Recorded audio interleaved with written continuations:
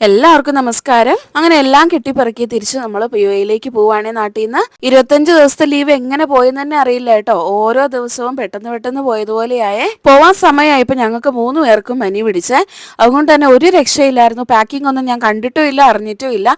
Just ഒന്ന് video എടുത്തത് മാത്രമേ ഓർമ്മയുള്ളൂ. ബാക്കിയെല്ലാം പപ്പയും മമ്മിയും കൂടിയാണ് കേട്ടോ ചെയ്തത്. അവസാനം ടിക്കറ്റ് മാറ്റി വെക്കണോ അതോ തിരിച്ചു വരാൻ പറ്റുമോ എന്ന് വരെ ഡൗട്ടായി പോയേ. എന്തായാലും രാവിലെ ഹോസ്പിറ്റലിൽ പോയി മരുന്നൊക്കെ വാങ്ങിച്ചിട്ടാണ് കേട്ടോ ഞാനിപ്പോൾ പോകുന്നത്. അപ്പോൾ ഞങ്ങളിപ്പോൾ വീട്ടിൽ നിന്ന് ഇറങ്ങി ഹസ്ബൻഡ് വീട്ടിലേക്ക് പോവുകയാണേ. ഈ സമയത്ത് പനിയും കൂടെ പിടിച്ചുള്ള അവസ്ഥയൊന്ന് ആലോചിച്ച് നോക്കിയേ. ചൂടും അതുപോലെ പനിയും പ്രഗ്നൻസി ടൈപ്പും എല്ലാം കൂടെ ആയപ്പോൾ നല്ല ക്ഷീണം പിടിച്ചുപോയി. എനിക്ക് തല പൊക്കാൻ പോലും പറ്റാത്തൊരവസ്ഥയായി പോയേ. പിന്നെ പപ്പയും മമ്മിയും അപ്പുറം ഇപ്പുറവും നിന്ന് പാത്തുക്കുട്ടനെ എന്നെ നോക്കാനുള്ളതുകൊണ്ട് മാത്രം എങ്ങനെയൊക്കെയോ പിടിച്ചു നിന്ന് പോയി. ആൻറ്റിബയോട്ടിക് ഒക്കെ എടുത്തുകൊണ്ട് തന്നെ ഇപ്പോൾ അല്പം ഒരു ആശ്വാസം ഉണ്ടായിരുന്നേ. ഇത്രയും ദിവസവും എൻ്റെ മനസ്സ് ഫുള്ള് ഫ്രീ ആയിരുന്നു. ഒരു ടെൻഷനും ഇല്ലായിരുന്നു, ഒരു ബുദ്ധിമുട്ടും ഇല്ലായിരുന്നു. പക്ഷെ ഇനി അങ്ങോട്ട് ഞാൻ ഒറ്റയ്ക്കെല്ലാം ഹാൻഡിൽ ചെയ്യണമല്ലോ. അത് ഓർക്കുമ്പോൾ പെട്ടെന്നൊരു നെഞ്ചിലൊരാളലാണേ. പാത്തുക്കുട്ടൻ്റെ കാര്യം ഒന്നും ഞാൻ അറിയേണ്ടതില്ലായിരുന്നേ. പാത്തുക്കുട്ടനെ അങ്ങോട്ട് ഹോസ്പിറ്റലിൽ പോയപ്പോൾ പോലും ഞാൻ ഒന്നും അറിഞ്ഞിട്ടില്ല, ഞാൻ പോയതും ഇല്ല. എനിക്കൊട്ടും വയ്യായിരുന്നു കേട്ടോ, കിടപ്പായിരുന്നു. എല്ലാ പെൺമക്കൾക്കും അപ്പനും അമ്മയും ഉള്ളത്രയും കാലം സ്വർഗമാണേ. അവർ നമുക്ക് വേണ്ടി ഓരോന്ന് മനസ്സിലാക്കി ചെയ്യുന്നത് പോലെ മറ്റാരും നമ്മുടെ ജീവിതത്തിൽ ഒന്നും ചെയ്തു തരത്തില്ല. നമ്മളൊന്നും പ്രതീക്ഷിക്കാനും പാടില്ല. അങ്ങനെ മറ്റുള്ളവരിൽ നിന്ന് നമ്മൾ എന്തെങ്കിലും പ്രതീക്ഷിച്ച് കഴിഞ്ഞാൽ പിന്നെ അത് നടക്കാതെ വരുമ്പോൾ വളരെയധികം സങ്കടപ്പെടേണ്ടി വരും. പണ്ട് ഞാൻ ആരെങ്കിലും എന്നെ തിരിച്ച് സ്നേഹിച്ചില്ലെങ്കിൽ, തിരിച്ച് നമ്മൾ കരുതുന്ന പോലെ കരുതിയില്ലെങ്കിൽ ഒക്കെ സങ്കടപ്പെടുമായിരുന്നു, കരയുമായിരുന്നു. പക്ഷെ ഇപ്പം ഞാൻ ഒരുപാട് ബോൾഡായേ. ജീവിതം മുന്നോട്ട് പോകുന്തോറും നമ്മൾ ഓരോ കാര്യങ്ങൾ പഠിക്കുമല്ലോ. അതിൻ്റെ ഭാഗമായിട്ടുള്ള മാറ്റങ്ങളൊക്കെ ആയിരിക്കും. പക്ഷെ എന്തായാലും അതെന്നെ നല്ലത് മാത്രമേ വരുത്തിയിട്ടുള്ളൂ. അതുമാത്രം ഒരു സന്തോഷം. അങ്ങനെ നമ്മൾ ഹസ്ബൻഡ് വീട്ടിലെത്തി. അപ്പോൾ ഇറങ്ങുന്നതിന് മുമ്പ് നമ്മളെല്ലാവരും പ്രാർത്ഥിക്കുവാണേ. ഇവിടെ വന്നതിന് ശേഷമാണ് കേട്ടോ പെട്ടിയൊക്കെ അങ്ങോട്ടും ഇങ്ങോട്ടും ഒക്കെ ഒന്ന് അറേഞ്ച് ചെയ്ത് വെച്ചത്. അതുകൊണ്ട് ഞാൻ ഇവിടെ റെസ്റ്റ് എടുക്കാമെന്ന് ഓർത്താണേ വന്നത്. പക്ഷെ അതൊന്നും നടന്നില്ല. ഈ ഒരു സമയം ഏതൊരു പ്രവാസിയുടെ മനസ്സ് ഇടറിപ്പോകുന്ന ഒരു നിമിഷമാണല്ലേ നമ്മൾ ഈ വീട്ടിൽ നിന്ന് ഇറങ്ങുന്ന ഒരു നിമിഷം. എൻ്റെ ഹസ്ബൻഡ് ആണെങ്കിൽ ഈ സമയം എല്ലാവരെയും ഒന്ന് കെട്ടിപ്പിടിച്ച് ഞങ്ങൾ പോവാന്ന് യാത്ര പറയും. പക്ഷെ എനിക്കതിന് പറ്റാറേ ഇല്ല കേട്ടോ.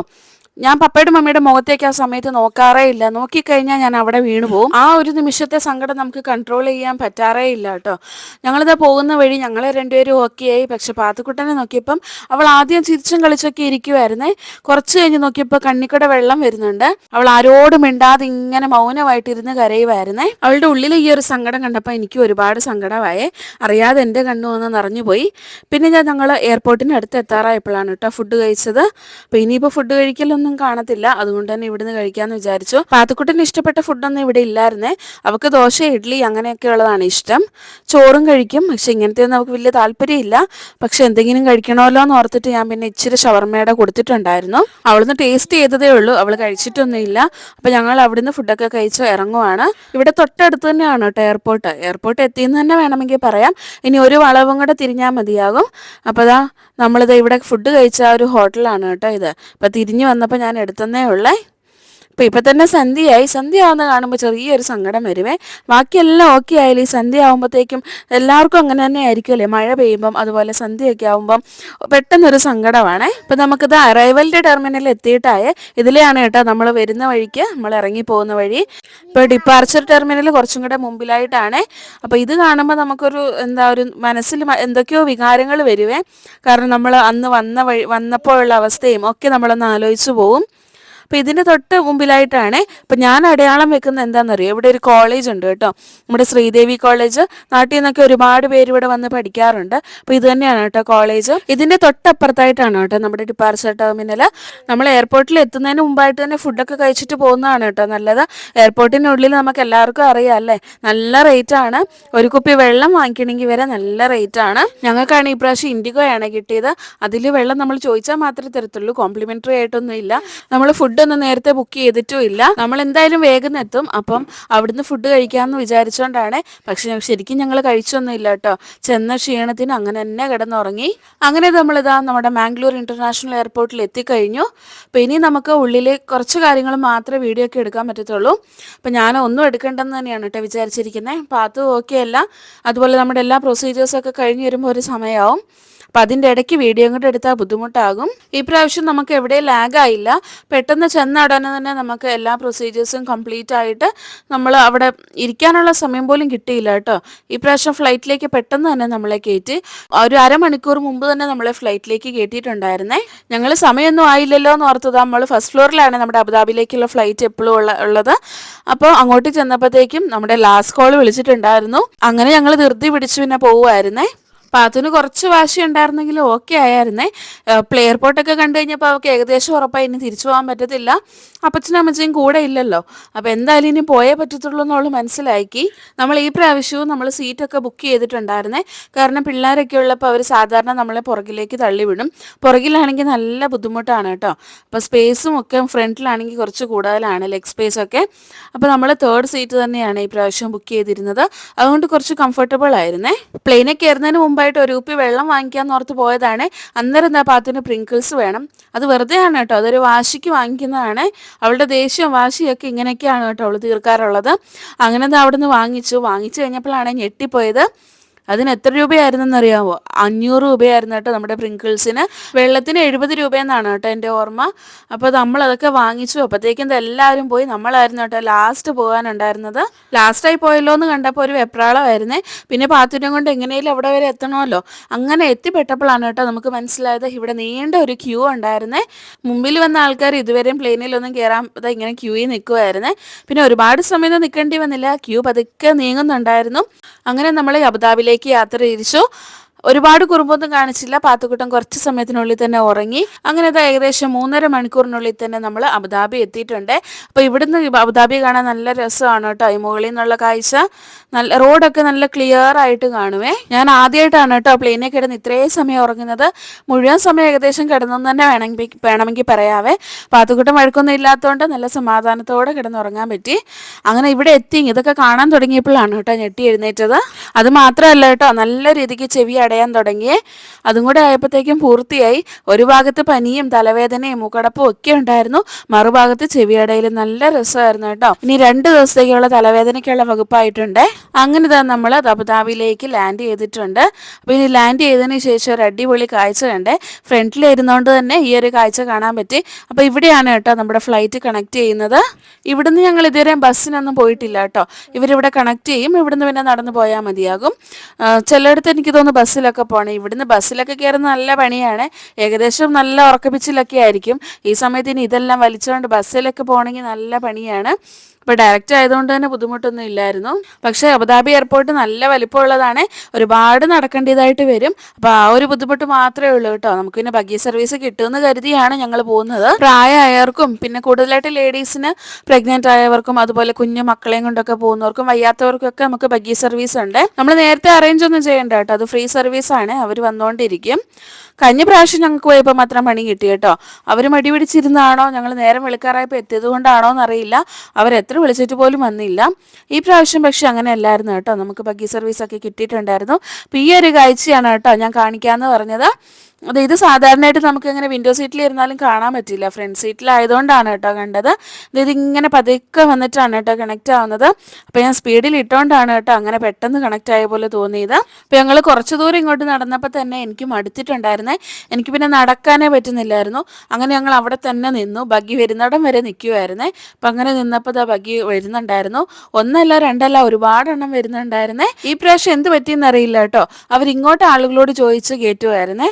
ഓരോരുത്തരെയും കാണുമ്പോൾ അവർക്കും അടുത്തതായിട്ടോ സ്ത്രീകളാണെന്നോ പ്രായമുള്ളവരോ അല്ലെങ്കിൽ കുഞ്ഞുങ്ങളെ കൊണ്ടൊക്കെ വരുമെന്ന് കാണുമ്പോൾ അവർ തന്നെ നിർത്തിയിട്ട് കയറ്റുമായിരുന്നേ. അപ്പോൾ അതാ നമ്മുടേത് വിട്ടിട്ടില്ല, നമ്മൾ ഒരാളെ കയറ്റാൻ വേണ്ടി നിർത്തിയേക്കുവാണ്. അപ്പം കയറ്റിയിട്ടുണ്ട്, ഇനി നമ്മൾ മൂവ് ചെയ്യുവാണ്. ആ സമയം കൊണ്ട് അപ്പുറം ഇപ്പുറമൊക്കെ കുറച്ചെണ്ണം പോയിട്ടുണ്ടായിരുന്നേ. ഇത് നമ്മൾ ഫുൾ ഡിസ്റ്റൻസ് ഒന്നും കവറാക്കത്തില്ല കേട്ടോ, കുറച്ച് ദൂരം കൊണ്ടുപോയി വിടും. പിന്നെ നമ്മൾ അവിടുന്ന് നടന്നു പോകണം. പിന്നെ നമ്മൾ ലിഫ്റ്റൊക്കെ ഉപയോഗിച്ചിട്ടാണ് കേട്ടോ പോയത്. ബഗ്ഗിയിൽ കവർ ചെയ്ത ഡിസ്റ്റൻസ് തന്നെ നമുക്ക് ഇവിടുന്ന് പിന്നെ കവർ ചെയ്യാനുണ്ട്. അപ്പോൾ അത് പിന്നെ നമുക്ക് വലിയ ബുദ്ധിമുട്ടായിട്ടൊന്നും തോന്നത്തില്ല. കാരണം പിന്നെ നമ്മൾ ബാഗ് എടുക്കാനുള്ള ഓട്ടവും അങ്ങനെയൊക്കെ ആയിട്ട് നമ്മൾ അറിയാതെ തന്നെ അങ്ങ് കവർ ചെയ്ത് പൊക്കോളും. അപ്പോൾ ഈ സമയമായപ്പോഴത്തേക്കും പാത്തുക്കുട്ടൻ നല്ല വഴക്കായിരുന്നേ. വഴക്കല്ല, എന്തോ ഒരു വാശി പോലെ. അവൾക്ക് ഇവിടെ എത്തിയപ്പോൾ എന്തോ പെട്ടെന്ന് അപ്പച്ചൻ്റെ ഓർമ്മയൊക്കെ വന്നു. അപ്പച്ചൻ വേണമെന്നൊക്കെ പറഞ്ഞുകൊണ്ട് കുറച്ച് സമയം ഒന്ന് ചിണുങ്ങിയേ. ഉള്ളിൽ ഒതുക്കി പിടിച്ച സങ്കടം പെട്ടെന്നൊന്ന് പിടിവിട്ട് പോയതുപോലെയായിരുന്നേ. ഇവിടെ നിന്ന് കരയാൻ തുടങ്ങിയിട്ട് പിന്നെ അവൾ നിർത്തുന്നേ ഇല്ലായിരുന്നു. പിന്നെ അവൾക്ക് കണ്ടതൊക്കെ വേണമെന്നൊക്കെ വാശിയായി.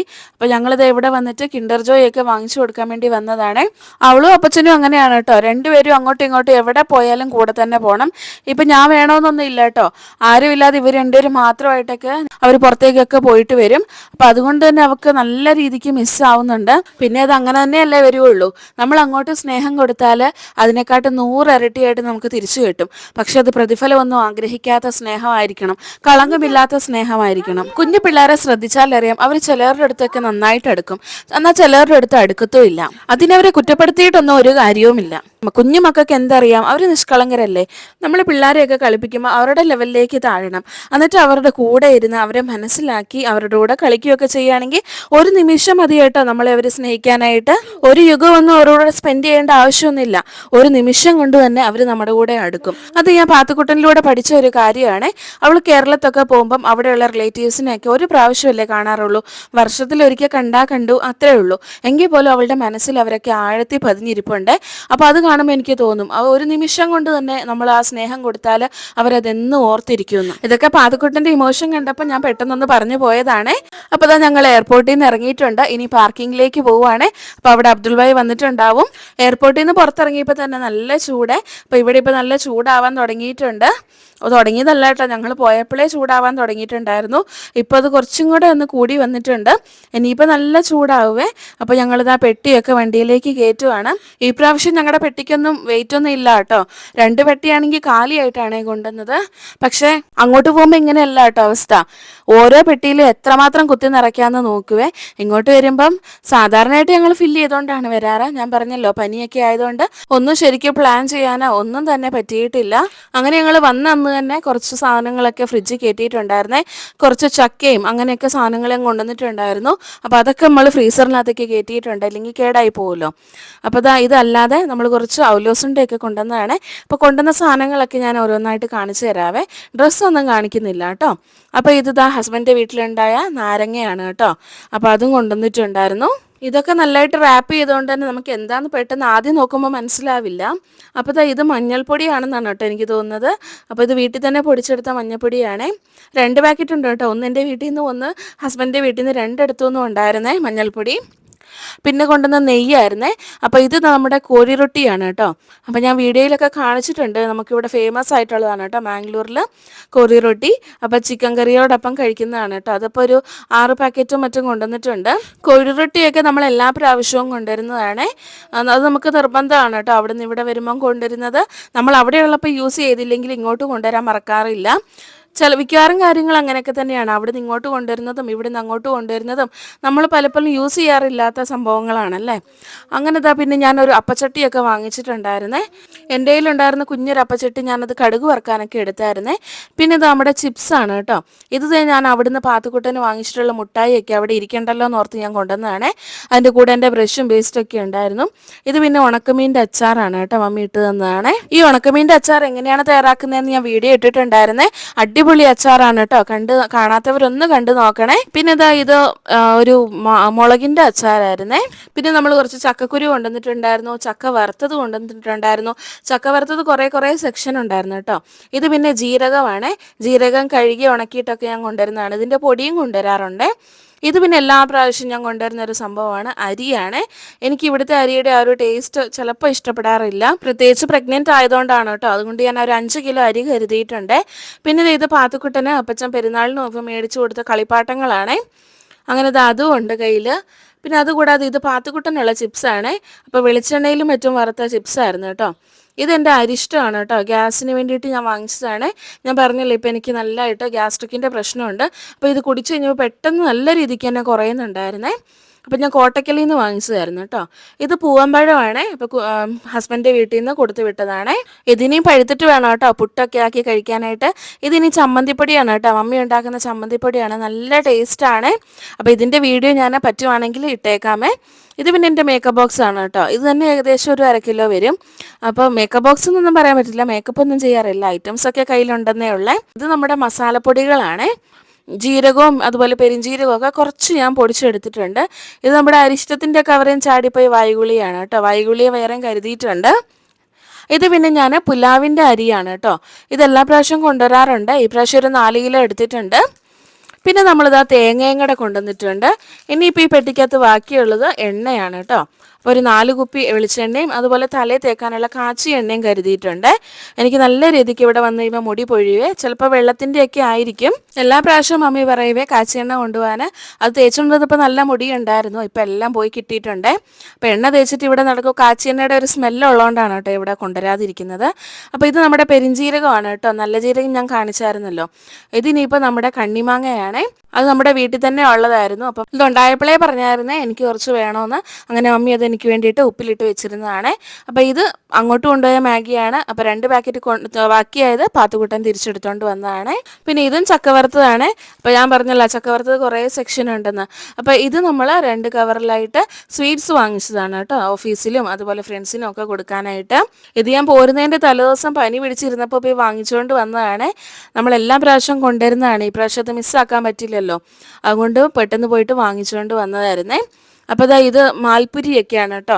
ഇതൊക്കെ കർണാടക സ്പെഷ്യലാണ്. അപ്പോൾ ബോക്സിനകത്തുള്ളത് പേടയാണ് കേട്ടോ. അത് പൊട്ടിക്കുന്നില്ല. പൊട്ടിച്ച് കഴിഞ്ഞാൽ പിന്നെ അത് ക്ലോസ് ചെയ്യാനൊക്കെ നല്ല ബുദ്ധിമുട്ടാണ്. നമ്മളെല്ലാ പ്രാവശ്യവും എല്ലാവർക്കും കർണാടക സ്പെഷ്യലായിട്ടുള്ള ഐറ്റംസ് ആണ് കേട്ടോ കൊടുക്കാറുള്ളത്. അതാണല്ലോ കിട്ടാൻ ബുദ്ധിമുട്ടുള്ളത്. പിന്നെ അത് പാത്തുക്കുട്ടനുള്ള ഒരു മിക്സറും പിന്നെ പാത്തുക്കുട്ടനുള്ള ജെംസ് മുട്ടായി ജീരക മുട്ടായി ഒക്കെയാണ്. അവിടെ കടയിൽ കയറിയപ്പോൾ പാത്തുക്കുട്ടൻ ഇതൊക്കെ വേണമെന്ന് പറഞ്ഞു, അങ്ങനെ വാങ്ങിച്ചതാണ് കേട്ടോ. ഇത് പിന്നെ നമ്മുടെ ചിപ്സും ചക്കുളി അങ്ങനെയുള്ള ഐറ്റംസ് ആണ്. ചിപ്സും നമ്മൾ എല്ലാവർക്കും കരുതിയിട്ടുണ്ട്. അതുകൂടാതെ നമ്മൾ വീട്ടിൽ നിന്ന് ഉണ്ടാക്കിയ ചക്ക വറുത്തതും അങ്ങനെയൊക്കെ ഉള്ളത് ഷെയർ ചെയ്യട്ടോ എല്ലാവരുമായിട്ടും. അപ്പോൾ എല്ലാവർക്കും ഇതൊന്നും കിട്ടാറില്ലല്ലോ. അപ്പോൾ ഇത് വീട്ടിൽ നിന്ന് കൊണ്ടുവന്ന മഞ്ഞൾപ്പൊടിയാണ്. അതുകൂടാതെ നമ്മൾ ഈ ഒരു പാക്കറ്റിനകത്ത് നിറച്ച് മസാലപ്പൊടികളാണ് കേട്ടോ വാങ്ങിച്ചേക്കുന്നത്. ഈ പ്രാവശ്യം കുറച്ചേ ഉള്ളൂ, ഇല്ലെങ്കിൽ ഞാൻ സാമ്പാർ പൊടി അടക്കം എല്ലാം കൊണ്ടുവരുമായിരുന്നേ. ഈ പ്രാവശ്യം സാമ്പാർ പൊടിയൊന്നും കിട്ടാഞ്ഞിട്ടാണ് കേട്ടോ. നമ്മൾ വാങ്ങിക്കുന്ന ബ്രാൻഡ് കിട്ടിയില്ല. പിന്നെ മുളക് പൊടി മല്ലിപ്പൊടി ഇതൊക്കെ വീട്ടിൽ തന്നെ തയ്യാറാക്കിയതാണ്. അപ്പോൾ പപ്പ അത് സിപ്ലോ കവറിനകത്ത് ആക്കി തന്നതാണ്.